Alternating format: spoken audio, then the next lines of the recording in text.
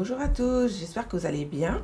On se retrouve aujourd'hui pour une nouvelle vidéo pour le bilan de ma première semaine du mois de mars. Donc voilà, là je commence aujourd'hui puisque j'ai pas eu grand chose, il s'est pas passé grand chose dans cette semaine. Donc je vais commencer par mon classeur quotidien. Au niveau des courses, ça n'a pas tellement bougé puisque j'ai fait beaucoup de dépenses en carte bleue. Au niveau de l'espèce, j'ai dû dépenser 27, à peu près une trentaine d'euros. Donc il me reste plus de 265 euros dans cette enveloppe-là pour tout le mois, voire début avril. Au niveau de l'entretien et de l'hygiène, je n'ai pas dépensé, je n'ai rien dépensé. Au niveau de la beauté, non plus. Ça va pas tarder dans la semaine qui va venir, mais là pour l'instant je n'ai rien dépensé. Il ne s'est pas passé grand-chose cette semaine, donc franchement ça n'a pas... il n'y aura pas beaucoup de mouvement. Au niveau des animaux non plus, je n'ai pas touché. Au niveau des vêtements, pareil, aucune dépense.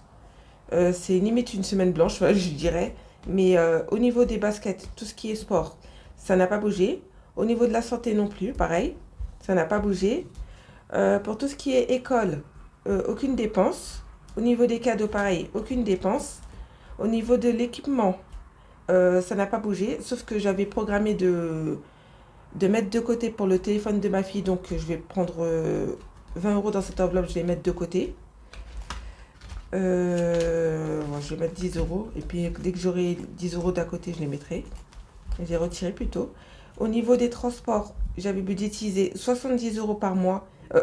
Donc là, je vais essayer de faire monter cette enveloppe-là, sachant qu'elle ne descend pas énormément. Et au niveau des imprévus, j'ai 200 euros. Donc voilà, ça n'a pas énormément bougé au niveau des dépenses quotidiennes. Au niveau de l'épargne, alors, dans les courses, j'ai 262 euros dans cette enveloppe-là. J'ai plus 52 euros dans l'enveloppe hygiène et entretien.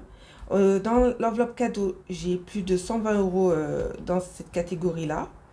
Dans cette enveloppe-là, dans ce classeur-là, en fait, je m'en servirai au fur et à mesure de l'année si j'ai besoin d'y repiocher, sans avoir à toucher dans mon compte bancaire. Sachant qu'avant, c'était ça le souci, c'est de toujours repiocher dans des épargnes un peu dans les livrets épargne ou même dans le compte. Là, j'ai des enveloppes catégorisées pour ça et au moins, je sais dans quoi j'ai dépensé. Au niveau des enfants, j'ai 90 euros dans le compte épargne pour eux, sachant que j'ai aussi 53 euros en espèces là-dedans, dans l'enveloppe. Dans l'enveloppe animaux, j'ai 75 euros dans l'enveloppe. Au niveau des vêtements, j'ai une enveloppe de... Je ne sais même plus combien j'ai été. 262 euros si je me souviens bien. Au niveau des vacances, j'ai une enveloppe de 150 euros. Et dans les imprévus, j'ai 150 euros. Dans les défis, ben, j'en ai pas. Là, j'ai pas encore fait de dépenses, donc je vais rien mettre pour l'instant dans mon classeur des défis. Là, j'avais retiré certaines enveloppes parce que ça commençait à être un peu trop épais et puis j'aime pas avoir trop de défis. J'aime bien regarder dans les autres vidéos tous les défis qu'il y a, surtout qu'il y en a des super qui sont apparus. Mais j'aime pas quand mon classeur est trop rempli, sachant que là, je me dis 3 classeurs, c'est bien. À la limite, j'ai envisagé d'en prendre peut-être un 4e pour les épargnes qui étaient très longues. Mais là, au niveau de ce classeur-là, je pense que c'est suffisant. Sachant que j'ai retiré déjà 2 défis. J'ai retiré 2 défis des saisons pour compléter ceux que j'ai déjà. Et puis je les rajouterai au fur et à mesure du temps. Là, j'ai mon défi... c'est mon défi d'hiver. J'ai mon défi des 10 euros. Mon défi des 24. Mon défi action. Mon défi 2024.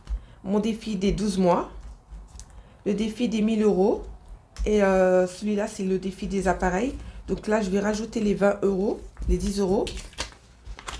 Il ne faudrait pas que j'oublie de mettre les 10 euros supplémentaires.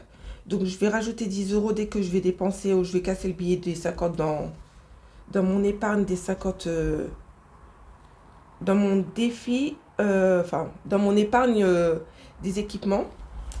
Donc là j'ai de mon défi des 5 euros et puis mon défi pépite. Mais celui-là, je pense que le défi pépite et le défi des centimes, je vais les faire en virtuel. Je vais les remplir au fur et à mesure du temps. mais j'ai pas envie de me retrouver avec une tonne de pièces. Sachant que là, je sais que je vais me retrouver avec beaucoup, beaucoup de pièces. Mais je le remplirai au fur et à mesure et puis je le ferai en virtuel.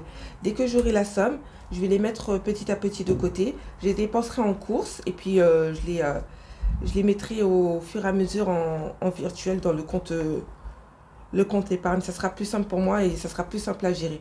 Sachant que là, j'en ai deux. Et ça va très très vite avec les pièces. Donc ça sera pas compliqué à faire. Donc voilà, la vidéo était très courte, j'avais pas grand chose, il n'y a pas eu beaucoup de mouvements, il n'y a pas eu beaucoup de nouveautés.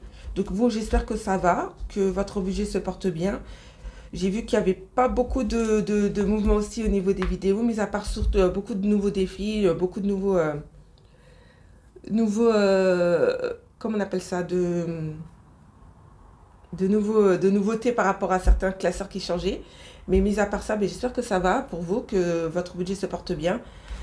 Donc voilà, en tout cas pour moi c'était tout pour cette vidéo. Je vous souhaite un bon week-end pour, c'est la fin du week-end de toute façon. Une bonne semaine et un bon mois pour ceux qui commencent ou qui débutent.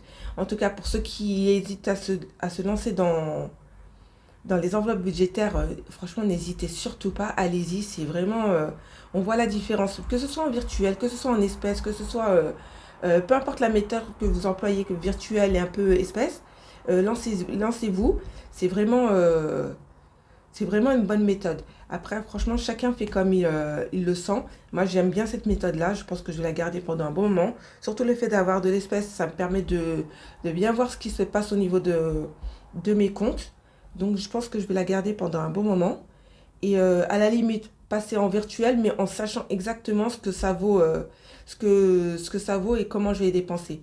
Mais bon, c'est une méthode que je ne vais pas abandonner du sitôt.